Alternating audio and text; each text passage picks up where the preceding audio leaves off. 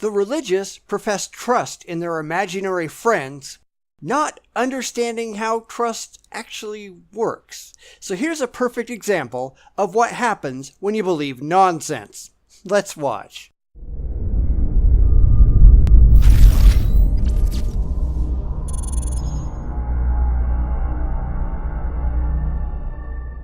Today, I want to take a look at a little channel called Cody Vlogs, which, yes, it is run by a kid, but that doesn't make the things he says any less cringeworthy. He says we're supposed to trust in God, and my response to that is, why? How is it rational to trust in something that you can't show is real? But sense isn't something the religious are known for, so let's let Cody get started, and I'll chime in. How does trust play a role in your walk with God? Well, I'm not walking with your imaginary friend, so I can't answer that. But trust is only valid if you have some rational reason to trust whatever it is you're supposed to be placing your trust in. It would be utterly idiotic to throw yourself off the top of a tall building and trust that the flying spaghetti monster will catch you. That's stupid. The flying spaghetti monster can't be shown to actually exist. Certainly it has no established history of catching suicidal people. Therefore, to place your life in the noodly appendages of something you have no rational reason to think is real is foolish in the extreme. That would be one dead Pastafarian.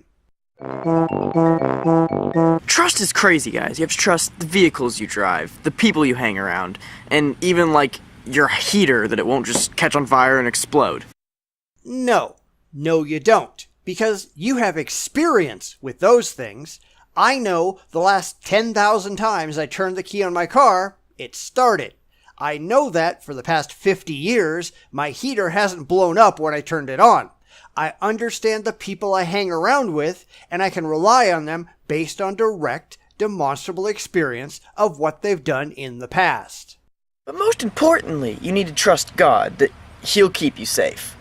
And why would you do that? Because all of the things I've mentioned previously simply do not apply to your imaginary friend. You can't prove he's real.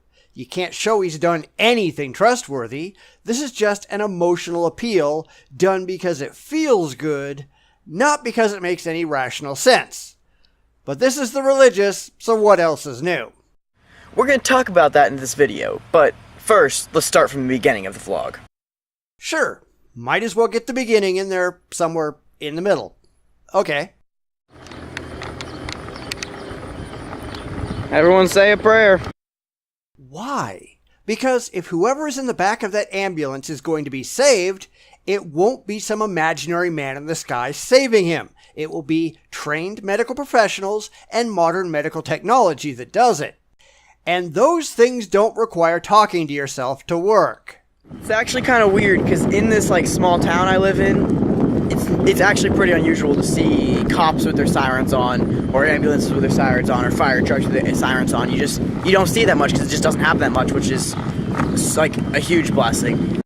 Yeah, trust me. I got sick of it when I lived on a major street for 17 years, and there were constantly ambulances going by because it was on the main path to the local hospital, and the local fire department was a block away. So, a couple times a day, every day, you got sirens blasting by.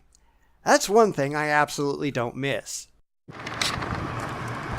We are all heading down to a gas station to get slushies again. Did we lose focus on this video?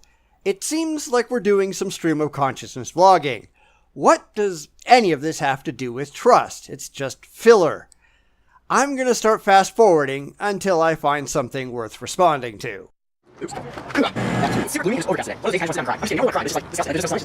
Okay, so yesterday I talked about trust, and today I want to talk about applying trust biblically.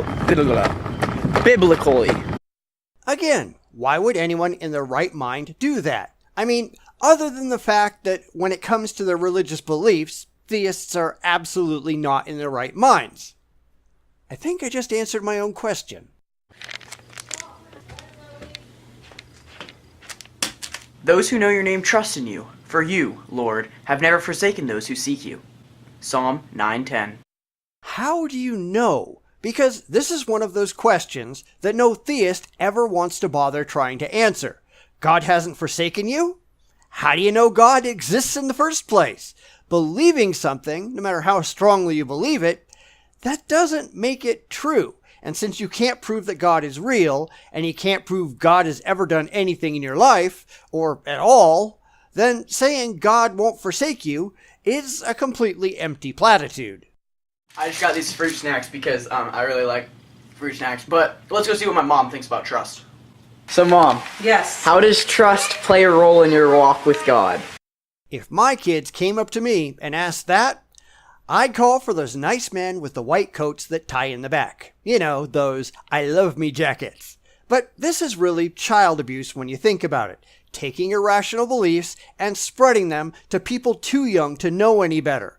That's why religion is a disease. It's a virus. It spreads to the most vulnerable and weak members of society, often spread by people who ought to know better. It's disgusting. Oh my. As you study the Bible and become a more mature Christian, then you read how God has fulfilled all of his promises, so you trust in him that he will fulfill whatever his plan is for you. Well, that's just a bunch of ridiculous gobbledygook, isn't it? Because you can just replace Bible with the Gospel of the Flying Spaghetti Monster and God with the FSM, and it doesn't significantly change anything in that statement. It doesn't make it more insane. So there you go, guys. There's how trust plays a role in your walk with God.